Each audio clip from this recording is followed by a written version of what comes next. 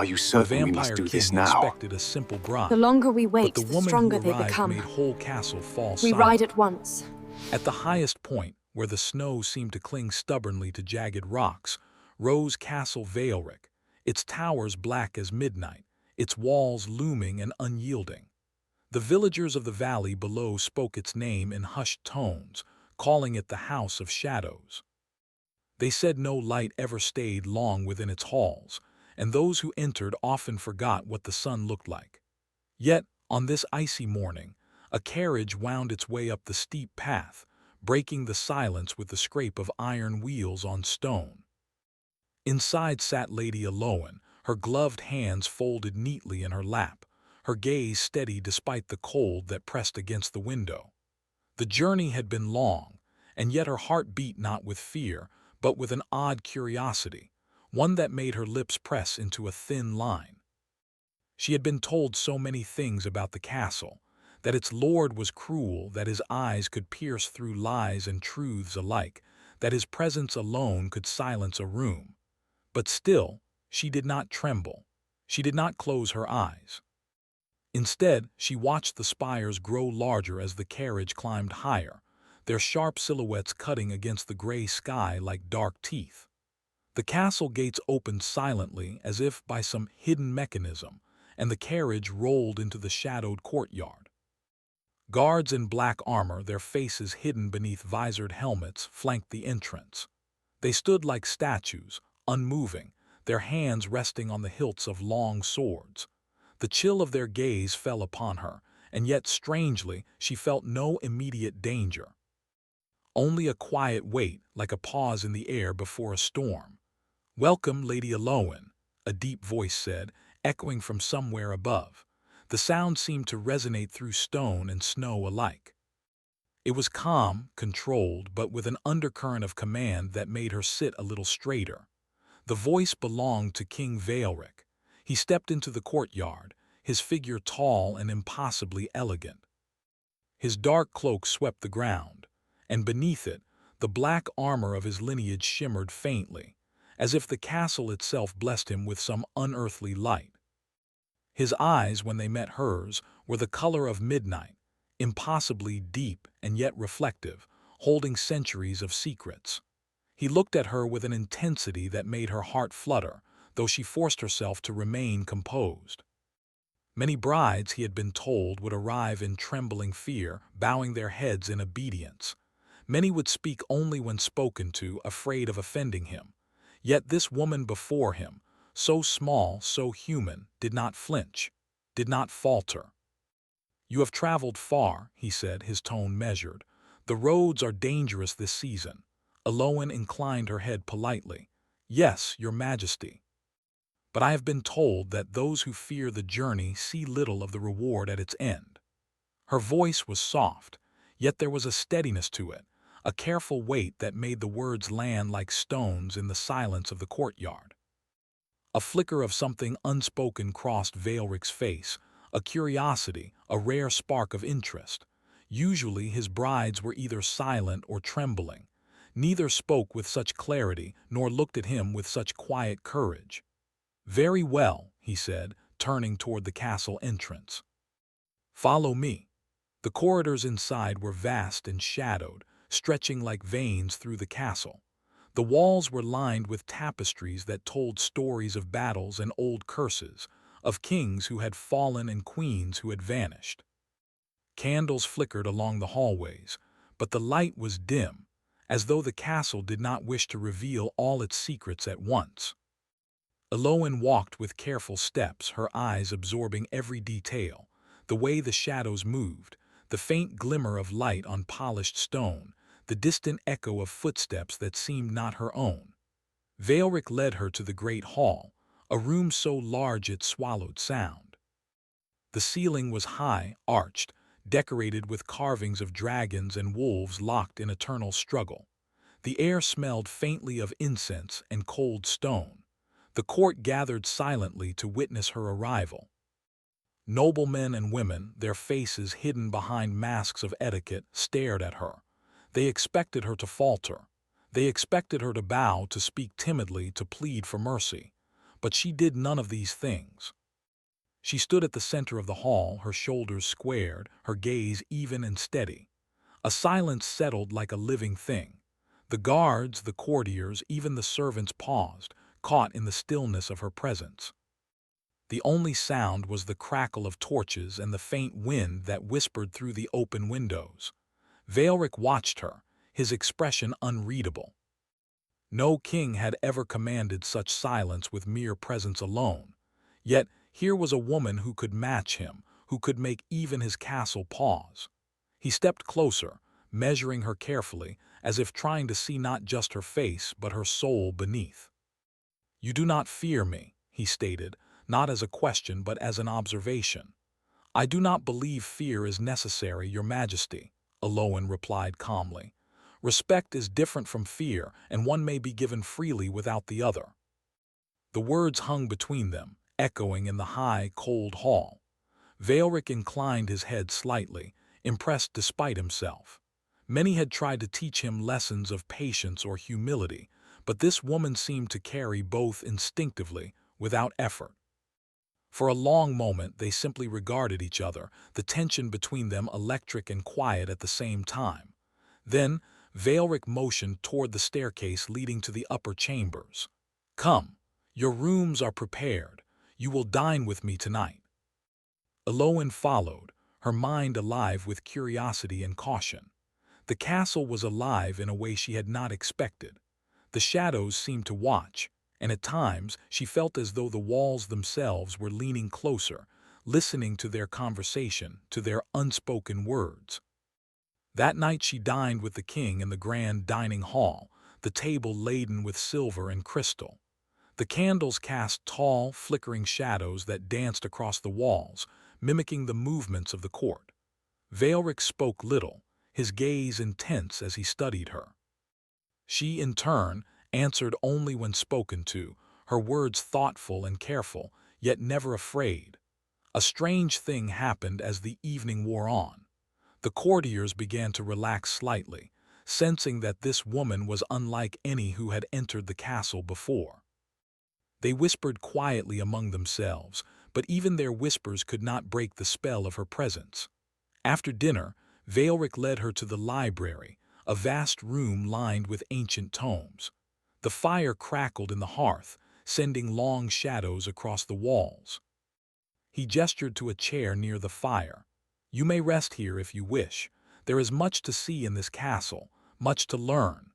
Aloan approached a nearby shelf, her fingers brushing the spines of the leather-bound books. Some of them hummed faintly, as if containing more than words alone. She opened a volume, and the faint light revealed illustrations of battles long past, of kings who had wielded dark powers, of curses that lingered like a shadow over their descendants. Veilric watched her from across the room, his expression unreadable. There was a storm within him, one that had raged for centuries, and yet he felt something new, something unfamiliar. She did not fear him, yet she did not challenge him in the ways that most did. She was a puzzle, a spark in the darkness. As the fire burned lower, Aloan felt a presence behind her. She turned slowly, and for a brief moment she met Veilric's gaze. There was an intensity there that made her heart race, not from fear, but from fascination. He was a king, a predator of shadows, yet his eyes held centuries of loneliness, a sadness that no courtly pageantry could hide. "You are not what I expected," he said quietly, almost to himself. "And you are not what I imagined," she replied, her voice calm, steady. "I did not come here to please anyone but myself, and yet I find myself curious about the man I am to call my husband." Veilric's lips curved in the barest hint of a smile, a shadow of amusement and intrigue. He stepped closer, closing the distance between them. The firelight caught in his dark hair, and for a moment the world seemed to narrow to the two of them, alone in the vastness of the castle. Then, as if reminded by some ancient instinct, he turned and moved to the window. The snow fell endlessly outside, the castle silent except for the wind and the crackle of the dying fire. Aloan approached slowly, unsure of what drew her to him, yet certain that the pull was irresistible. The night stretched on, filled with quiet conversations, stolen glances, and unspoken questions. Each wondered what the other truly was, beneath titles, beneath fear, beneath the masks they wore for the world. Neither admitted it, but a seed had been planted. A seed of curiosity, of fascination, of something that might grow into trust, or something far deeper. As the first light of dawn crept across the spires of the castle, Eloin found herself standing before a tall door at the end of a corridor. She paused, listening. Somewhere within she thought she heard a sigh, a sound almost human, almost vulnerable. It was a sound that carried centuries of loneliness, and she felt an unexpected tug at her heart. She opened the door slightly, peering into the darkness. The room beyond was empty, yet she felt the presence of him still, watching, waiting, and perhaps longing. And for the first time, she wondered what it would mean to truly know the man behind the crown, the shadow, the silence. Outside, the wind continued to howl, carrying with it the whispers of a castle that had never known warmth until now. And somewhere deep within Castle Vaelric, a king who had seen centuries pass in shadow realized that this bride, so small, so human, so utterly unafraid, might be the one to change everything. The morning sun tried to pierce the endless gray clouds above Castle Vaelric, but the fortress seemed impervious to light. Snow swirled around the towers, and the wind moaned through the jagged walls. Lady Eloin had awoken in her new chambers, a room lined with thick tapestries and tall windows that looked out over the frozen courtyard. Despite the grandeur, a quiet unease clung to the air, as though the castle itself was watching her every movement. Eloin dressed in simple gowns of muted colors, her hands steady as she prepared herself for the day. The king, she had learned, was unpredictable. He might spend hours in silence, observing the courtiers, the servants, even her, before speaking. And yet, in the quiet of her room, she felt neither fear nor hesitation. She felt only curiosity. Her first meeting that morning was in the Hall of Mirrors, a vast chamber that reflected her image 100 times over. She had been told it was a place of judgment, where those who entered were tested, not by combat but by perception, patience, and wisdom. Vaelric waited at the far end, tall and composed, his dark cloak sweeping the floor. "Good morning, Lady Eloin," he said, his voice carrying across the mirrors. Each reflection multiplied the sound, making it feel as if the room itself spoke her name. "Good morning, Your Majesty," she replied, her eyes meeting his directly in the reflection closest to her. There was a faint smile on his lips, a smile that seemed carefully measured, yet held a trace of genuine interest. "You have been in the castle less than a day," he said, his gaze sweeping over her like a hawk. "And already I sense that you notice more than most. How do you find it?" Eloin considered her words carefully. "It is vast and silent, yet alive. I feel as though it watches and listens, not with malice but with expectation." Vaelric's eyes narrowed slightly, and for a moment his expression softened. "Expectations are dangerous," he said quietly. "They can trap even the strongest." The room fell silent, save for the faint echo of snow against the stone walls. Eloin sensed that he spoke not of the mirrors or the castle, but of something far deeper, of himself perhaps, and the long years he had spent alone. She did not respond, yet her silence was not empty. It carried understanding, a subtle acknowledgement that she, too, had known isolation and the weight of others' expectations. Later, in the castle gardens, the snow blanketed the ancient hedges and statues in pristine white. The world outside was cold and still, but here, life seemed to pulse faintly beneath the frost. Eloin walked slowly along the cobblestone paths, her breath visible in the crisp air. Vaelric appeared beside her without warning, moving silently across the snow like a shadow. "You walk as if you do not fear me," he observed. "I have no reason to fear," she said simply, though her eyes followed him cautiously. "I have heard stories, yes, but stories are only true if one allows them to be." He studied her, his gaze sharp yet unreadable. Few speak so boldly in my presence. Most bend like reeds in the wind. I am not most, she replied softly, and there was a truth in her voice that made him pause. For a moment the cold wind seemed to stutter around them, as if holding its breath. They walked in silence, the crunch of snow beneath their feet the only sound. Veilric had always ruled with fear and precision, yet he found himself inexplicably drawn to her, not just her courage but her calmness, her unwavering sense of self. It was rare to encounter a soul who did not bow to the weight of his power. "You will see," he said finally, breaking the quiet, "that the world beyond this castle is not kind. It is filled with creatures that prey on weakness. And yet you do not falter." Aloan looked up at him, meeting his gaze steadily. "Then perhaps you have underestimated strength, or perhaps you have simply forgotten what it looks like." Veilric's lips twitched in what might have been amusement or curiosity.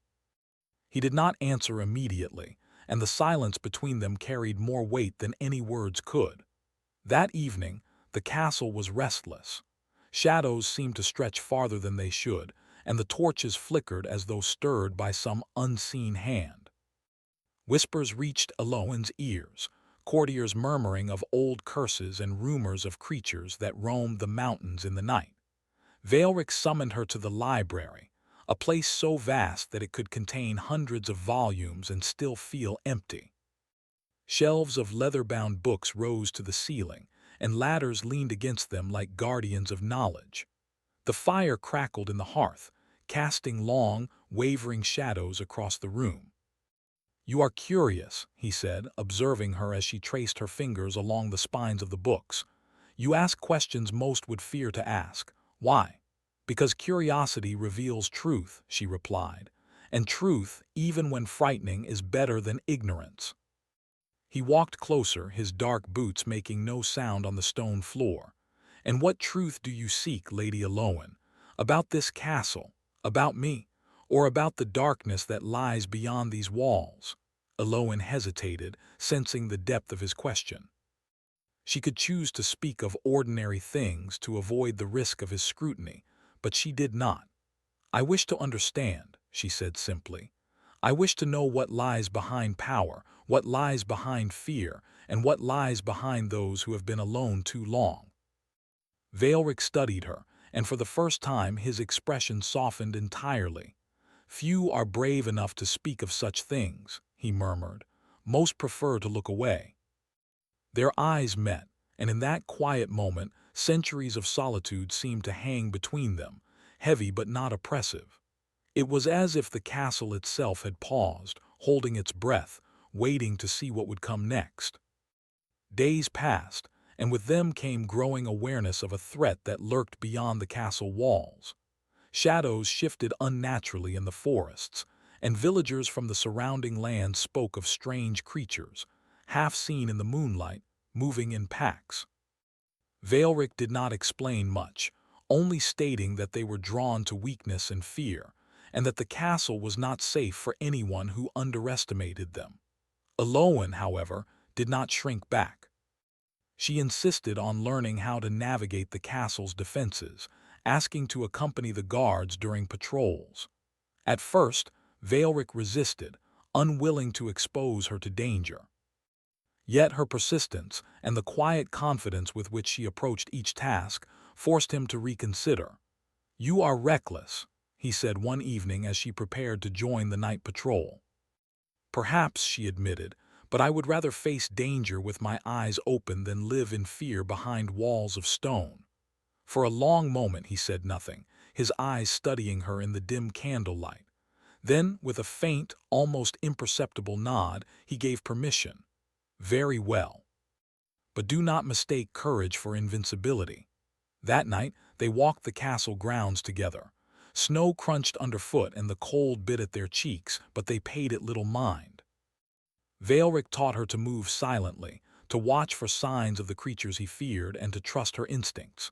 In return, she asked questions, simple ones at first, then deeper, more probing about him, the castle, and the centuries of rule he had endured. "You have carried this burden for centuries," she said softly, and yet you have never truly let anyone see the weight of it." Veilric did not answer immediately. Instead, he paused, gazing at the distant horizon where the mountains met the night sky. "Few survive that knowledge," he said finally, "and fewer still survive the loneliness that comes with it. You are different, Aloan. You see more than most, and yet you do not recoil. That unsettles me." Aloan's gaze did not waver. "I do not recoil because I see you, not the shadow of the king or the stories the world has told. I see the man within, and he intrigues me." The words hung in the air like fragile glass, and Veilric felt a strange warmth stir within, a feeling he had not experienced in centuries. Curiosity, yes, but also something softer, something dangerous. Before he could respond, a low growl echoed from the edge of the forest. Both turned instinctively, hands tightening slightly, eyes sharp. A shadow moved between the trees, fleeting and swift. It was small, but its presence was enough to remind them both that the castle was not as safe as it seemed. Veilric moved forward, cloak swirling, and Aloan followed, steady but alert. The creature, or whatever it was, vanished as quickly as it appeared, leaving only footprints in the snow and a lingering sense of menace. Veilric exhaled slowly, his shoulders tense. "They are testing us," he murmured, "always watching, always waiting for weakness." Aloan stepped closer to him, her hand brushing against the edge of his sleeve. "Then we will not give them weakness," she said firmly. "Together we are stronger than the shadows." For a long moment he simply regarded her, the wind tugging at his cloak, the snow drifting in spirals around them. Then, almost imperceptibly, he nodded, a silent acknowledgement of both respect and trust. The night stretched on, filled with unspoken questions, shared danger, and the growing tension between them. Each moment carried the weight of centuries, yet also the fragile promise of something new, a connection neither had expected, yet both felt impossible to ignore. As dawn threatened to break over the mountains, Aloan and Veilric returned to the castle. The shadows had not disappeared entirely. The world beyond the walls remained a place of darkness and mystery. But inside the castle, a spark had been lit: curiosity, understanding, and the first stirrings of trust between a vampire king and the woman who refused to fear him. And somewhere, in the echoing halls and frozen towers, the castle seemed to exhale, as though sensing that its long silence was beginning to shift. The frost clung to the castle walls like silver veins, and the wind carried whispers through the high towers of Castle Veilric. Shadows shifted in the corridors as if alive, stretching toward the dim candlelight that flickered against the stone. Lady Aloan moved through the halls with a cautious grace, her hands lightly brushing the ancient tapestries. The castle felt different at night, more watchful, more aware of secrets that had slumbered for centuries. She had begun to understand the rhythms of the castle, the subtle ways Veilric ruled, not merely with authority, but with presence. And yet, as much as she had learned, she could not fully comprehend the depth of its mysteries. Nor could she anticipate the challenge that awaited within the walls, where human ambition often proved more dangerous than any shadow beast beyond the gates. That evening, the grand hall was alive with muted conversation. Noblemen and women had gathered under the vaulted ceilings, their whispered alliances and veiled threats floating like ghosts across the candlelight. Aloan followed Veilric as he entered, her posture steady, though her senses were alert. She had begun to notice subtle glances aimed at her, murmurs that paused when the king's gaze fell upon them. The court was alive with politics, and she had quickly learned that curiosity alone would not keep her safe. Veilric's eyes, however, never left her. There was a quiet war within him, a struggle between pride and fascination, authority and admiration. The courtiers feared him; they had reason to. But with her, he felt a new and unsettling vulnerability, a truth he had long buried beneath centuries of control.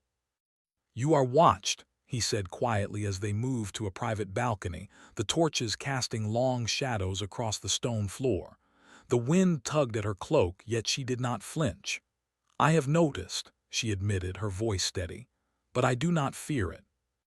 Those who watch must reveal themselves eventually." Valric's dark eyes lingered on her face. Few possess such courage. Most would bend under scrutiny or worse, bow and smile, pretending to be what they are not. "I do not pretend," she said simply. "I do not bend." The words held a subtle weight, and for a moment Valric felt the pull of admiration and frustration entwined. She was not merely brave. She was deliberate, unwavering, a challenge he had not encountered in centuries. Later, in the quiet of the night, Eloin walked the northern tower corridors alone. She had sensed something, the faint disturbance in the castle's usual rhythm, a whisper of unrest that did not belong to the wind or the shadows. Her footsteps echoed softly as she passed the closed doors, each one a threshold to untold secrets. A sudden sound, a faint scuffle caught her attention. She froze, listening. There it was again, subtle but unmistakable, the scrape of leather against stone.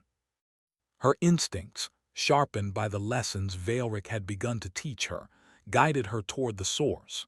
She rounded a corner to see a figure slipping through the shadows, one of the courtiers she had noticed in the grand hall, moving furtively as though trying to remain unseen. A dagger glinted faintly in the torchlight and her heart tightened. She could confront him outright, but she also needed to understand what was happening. "Stop," she commanded, her voice steady, carrying authority she had learned from observation. The figure froze and then turned, startled by her calm. The dagger remained hidden, but the tension in his posture was clear. I meant no harm to you," he stammered. "It is the king I serve." "You serve yourself more than him," Eloin said firmly, stepping closer. "What are you plotting?" The man hesitated, then scowled. "You do not belong here, you are not of this court. You will upset the balance if you continue to interfere." "I do not seek balance," she said, her voice low but unwavering. "I seek truth. And I do not fear what the shadows may hide." The man's eyes narrowed, and he retreated into the corridor, disappearing as swiftly as he had appeared. Eloin's pulse remained steady, yet she felt the first flicker of something deeper, a realization that the court itself was as dangerous as the creatures beyond the castle walls.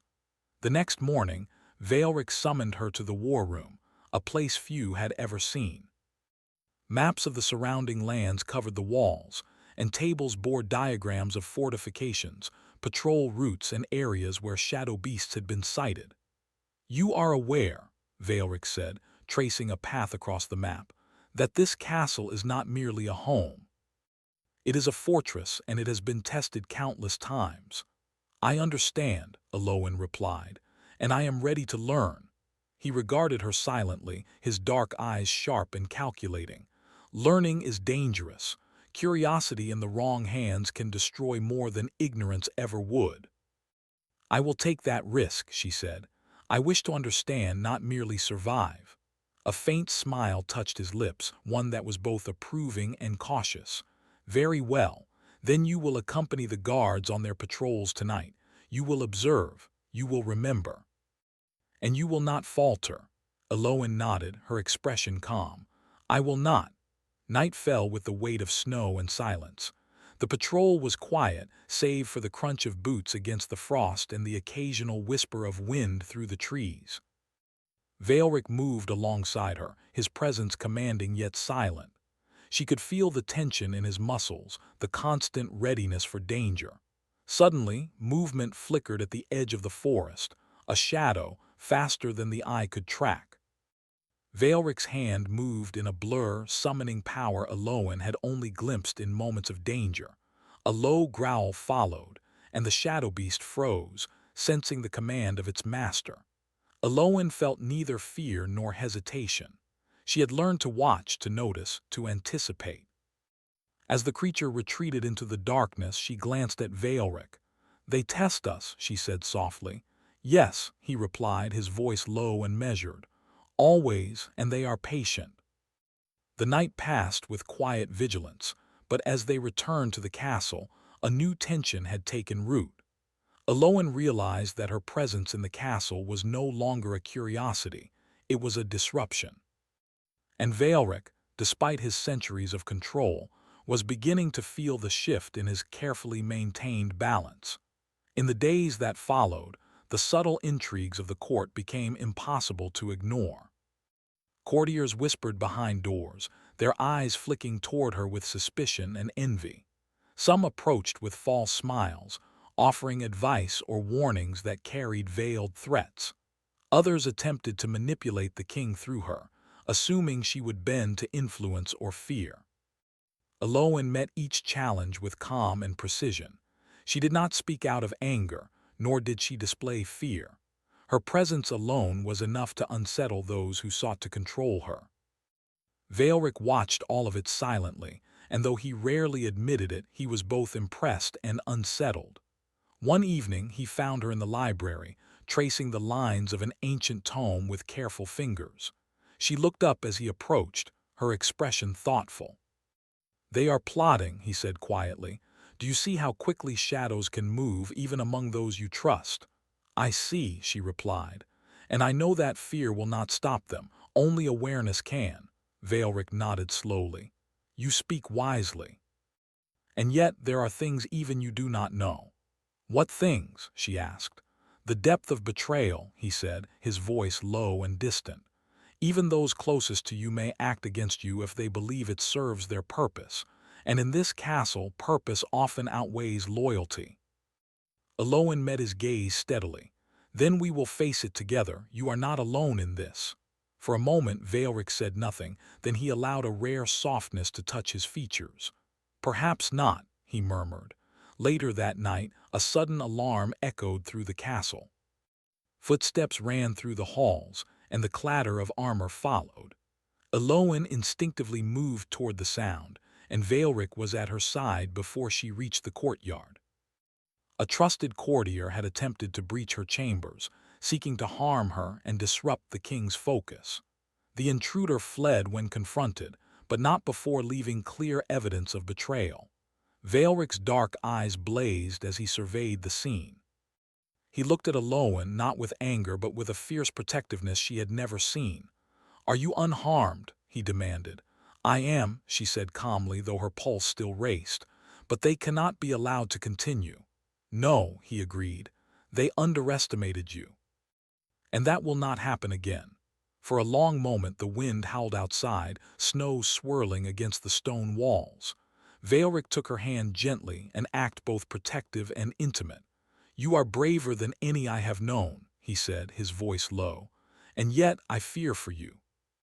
Aloan met his gaze without fear. "Then we will face it together," she said firmly. The castle seemed to hold its breath, the shadows stretching long and uncertain. Within its walls, trust had been tested, betrayal had surfaced, and yet a bond had begun to solidify. One forged not by fear, but by understanding, courage, and the willingness to stand against darkness together. As the first light of dawn began to touch the towers, Aloan and Veilric stood side by side, looking out over the frozen courtyard. The court had been tested, the shadows had been challenged, and the castle itself seemed to recognize a change. But even in that quiet moment, a faint murmur of unrest lingered beyond the walls, a reminder that power, betrayal, and the shadows of the past were never far away. And somewhere deep within Castle Veilric, a king who had ruled centuries with fear realized that this woman, so human, so brave, so unwavering, was no longer merely a guest. She had become a part of his world, and perhaps the key to the redemption he had long believed impossible. The first light of dawn crept slowly across the towers of Castle Veilric, painting the black stone with faint gold. Snow clung stubbornly to the spires and battlements, glinting like tiny stars under the awakening sun. Inside, the castle felt different, less heavy, less silent. A tension that had lingered for centuries seemed to tremble, finally loosening, as though waiting for something, or someone, to bring change. Lady Aloan stood at the top of the northern tower, her hands resting lightly on the cold stone railing. Her breath formed soft clouds in the crisp morning air, yet her gaze remained calm and steady. The events of the past weeks had shifted everything within the castle, the shadows, the courtiers, even the king himself. What had begun as unease and intrigue had grown into something more profound: trust, understanding, and an unspoken bond neither could ignore. Veilric appeared silently beside her, his cloak brushing the snow. He did not speak immediately, instead letting the silence stretch between them, filled only by the distant call of birds and the soft whisper of wind against the stone.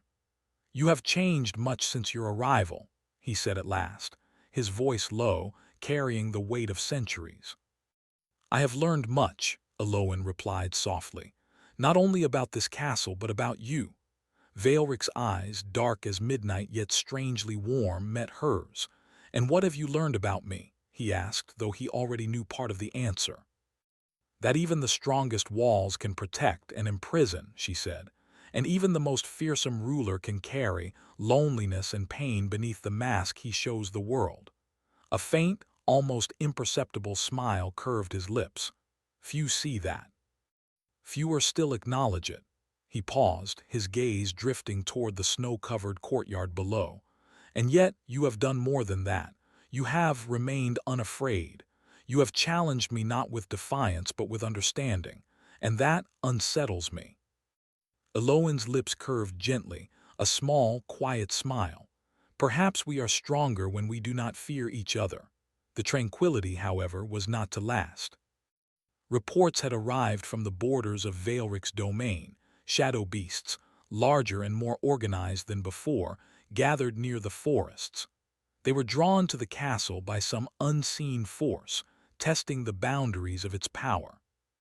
The king and Eloin moved quickly, gathering the guards and preparing the castle for the confrontation. "This is no ordinary attack," Veilric said, tracing the paths on the map with a gloved finger. "They are not just creatures. They are an echo of the darkness I have carried for centuries, and tonight it will be tested against us." Eloin watched him carefully. She had seen him in moments of vulnerability, in moments of command, but never had she seen both so clearly intertwined. "Then we face it together," she said firmly, "side by side." Veilric's gaze softened, a rare flicker of warmth touching his dark eyes. "Together," he agreed. Night fell swiftly, heavy and silent, as if the world itself held its breath.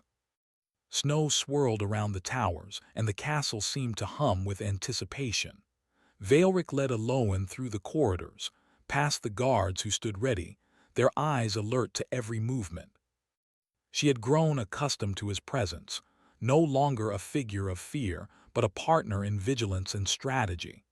The shadow beasts appeared at the edge of the forest, their forms dark against the snow. They moved with intelligence, circling the castle, testing its defenses, seeking any weakness. Veilric raised his hand, and a wave of energy rippled through the ground. The creatures recoiled but did not retreat entirely. "Do not hesitate," he warned, his voice low. "Trust your instincts, trust me." Eloin nodded, her heart steady despite the tension. She had learned courage, but she had also learned strategy, observation, and patience. When a shadow beast approached too closely, she directed the guards with precision, guiding them to positions where they could strike effectively while minimizing risk. Veilric fought beside her, his movements fluid and powerful, yet restrained, a predator who had learned restraint from the long weight of centuries. Eloin watched him, noting the way he moved, the control he exerted not only over the creatures but over himself. She realized in that moment that strength alone was not what made him a ruler. It was his discipline, his patience, and his willingness to protect, even at personal cost. The battle stretched through the night, each moment thick with tension. Snow flew like silver arrows, shadow beasts lunged and retreated, and the castle walls trembled under the force of their assault. Yet Veilric and Eloin moved with a silent understanding, their actions synchronized without words, a dance forged in trust and necessity. At one point, a creature broke through the outer defenses, moving swiftly toward the central courtyard. Veilric moved to intercept, but he faltered, an unusual hesitation that was immediately noticed by Aloan. Without thought, she stepped forward, guiding him to the creature's path with calm precision. Together, they overcame it, their combined strength and strategy sending the shadow beast retreating into the forest. Veilric paused afterward, breathing heavily despite his immortal endurance. He turned to her, eyes dark with intensity. "You saved me," he said, though the words were nearly lost in the wind. "I did not save you," Aloan replied softly. "We faced it together. That is how it ends." Her words, simple and clear, struck something deep within him. He realized then that he had spent centuries alone, not because he was invincible, but because he had feared sharing his burden. And yet, here was someone who had walked into that shadow willingly, who had faced danger and stood unwavering. The battle finally waned as the first light of dawn crept across the horizon. The shadow beasts had retreated, though the forest remained restless. Guards patrolled the walls, wary of further attacks, while Veilric and Aloan stood atop the highest tower, watching the snow shimmer in the morning light. Veilric's dark eyes softened, and for the first time in centuries he allowed himself to feel unguarded. "You have changed everything," he said quietly. "Not just for me, but for this castle, for the realm. You have brought light where there was only shadow." Aloan turned to him, her expression calm but full of emotion. "No one brings light alone," she said. "We do it together." He took a step closer, and she did not move away. The wind tugged at their cloaks, the snow swirling around them, but the world seemed to pause. In that moment, centuries of loneliness, fear, and darkness weighed upon him, and yet he felt the stirrings of something he had long believed impossible: hope. "You are remarkable," he said, his voice barely above a whisper. "And so are you," she replied. "Not for the power you hold, but for the strength you show when you allow someone to stand with you." In the days that followed, the castle began to change. Courtiers who had whispered and schemed learned to tread carefully, for Aloan had shown that courage and wisdom could challenge even centuries of fear. The shadows within the castle softened, and the walls seemed less oppressive, as though recognizing that the fortress was no longer ruled by fear alone. Veilric spent hours with her in the library, sharing fragments of his long history, the burdens of leadership, the losses endured, the moments of doubt that had haunted him through the centuries. She listened without judgment, offering understanding rather than pity, insight rather than fear. And slowly, the king began to change. The cold mask he had worn for centuries softened, revealing glimpses of the man beneath, the one capable of love, trust, and redemption. He still carried the weight of his past, but he no longer bore it alone. Aloan, too, transformed. She had arrived as a stranger, curious and brave, but she now moved through the castle with confidence and purpose. Her presence had shifted the balance of power, not by force, but by courage, insight, and unwavering honesty. One evening, as the sun dipped behind the mountains, casting the castle in a warm amber glow, Veilric led Aloan to the balcony overlooking the courtyard. Snowflakes drifted lazily through the air, catching the light like tiny diamonds. "You have changed me," he said quietly, his gaze fixed on the distant horizon. "And you have changed me," she replied softly. "I have learned that strength is not just in power, but in trust, in choosing to face the darkness together." Veilric turned to her, his eyes dark yet gentle. "I had forgotten what it felt like to trust, to share, to hope. You remind me that even in centuries of darkness, it is possible to see the light again." Aloan reached out, her hand brushing against his. "Then let us face whatever comes next together." He took her hand fully, holding it with a tenderness she had not expected from a king who had ruled through fear and command. "Together," he repeated, a vow as old as time and as new as the dawn. The castle, long silent and cold, seemed to breathe with them. The snow glimmered, the shadows softened, and for the first time in centuries, Castle Veilric was not merely a fortress of power. It was a home, alive with hope, courage, and the promise of redemption. Even the distant forests, once thick with lurking shadow beasts, seemed to recognize that their prey was no longer vulnerable. Darkness had met light, and while the world remained uncertain, the king and his companion now stood stronger than any shadow could reach. Vaelric and Eloin remained on the balcony long after the sun had fully risen, hands entwined, hearts aligned. The storm of centuries had passed, leaving behind clarity, trust, and a bond forged in courage and understanding. And though the horizon held mysteries yet to come, they faced it not with fear, but with shared strength, and a love tempered by trial, respect, and the promise of a future together.